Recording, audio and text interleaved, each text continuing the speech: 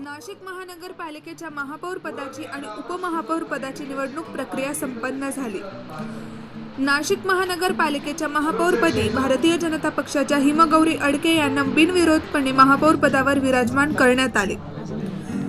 ठाकरेंच्या शिवसेनेच्या उमेदवार यांनी या निवडणुकीतून माघार घेतली आणि स्पष्ट बहुमत असलेल्या भाजपाच्या उमेदवाराला महापौर करण्याचा एकूणच सभागृहांनी निर्णय घेतला। तर दुसरं महत्त्वाचं म्हणजे नाशिक महानगरपालिकेच्या निवडणुकीपूर्वी भाजप विरुद्ध शिंदे यांची शिवसेना हे एकमेकांच्या विरोधात निवडणूक लढलेले दोन पक्ष सत्ता स्थापन करताना एकत्र आल्याचे पाहायला मिळाले।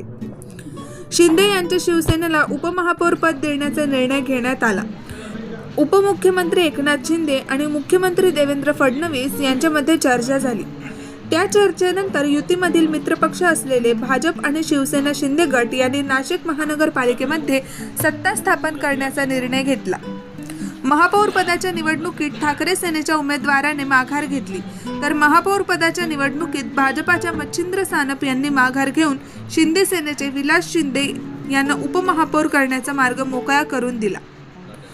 आगामी कुंभमेळा काळामध्ये उत्तम काम करण्यासाठी महापालिकेत उत्तम आणि स्थायी सत्ता असणे आवश्यक असल्याचे प्रतिपादन करून भाजप आणि शिंदे गट शिवसेनेने सत्ता स्थापन करून महापालिकेवर युतीचा झेंडा फडकवताना निवडणुकीत एकमेकांचा विरोध बाजूला ठेवला आहे।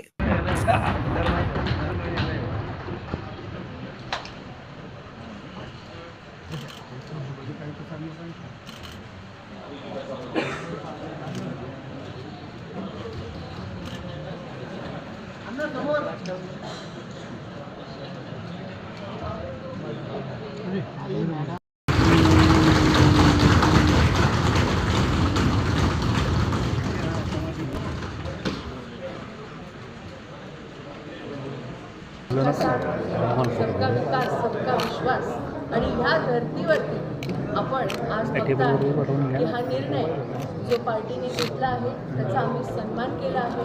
आमचे उपमहापौर पदाचे जे उमेदवार होते मच्छिंद्रजी सानप यांनी पार्टी लाईननुसार एकनिष्ठ राहून उमेदवारी अर्ज मागे घेतलेला आहे आणि आज आपले सन्माननीय उपमहापौर विलासजी शिंदे इथे विराजमान आहे। हीच आमच्या पक्षाची आणि आमच्या कार्यकर्त्यांची ताकद आहे।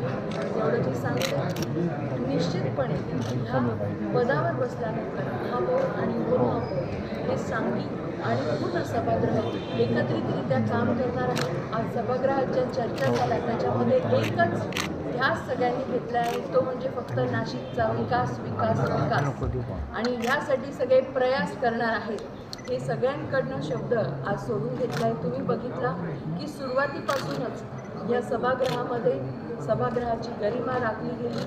जे सन्माननीय उमेदवार होते त्यांना अतिशय प्रांजळपणे आदराने उमेदवारी अर्ज मागे घेण्यासाठी आम्ही त्यांच्यासमोर गेलो, त्यांना विनंती केली आणि सभागृहात एकदा आल्यानंतर 122 हे नवनिर्वाचित नगरसेवक जे असतात ते फक्त नाशिकच्या विकासाकडे बघून लोकांनी ह्या सभागृहात पाठवलेले असतात आणि ह्या धर्तीवरती कुंभमेळ्यासाठी काम करताना आम्ही सगळे एकत्रितपणे काम करणार आहोत।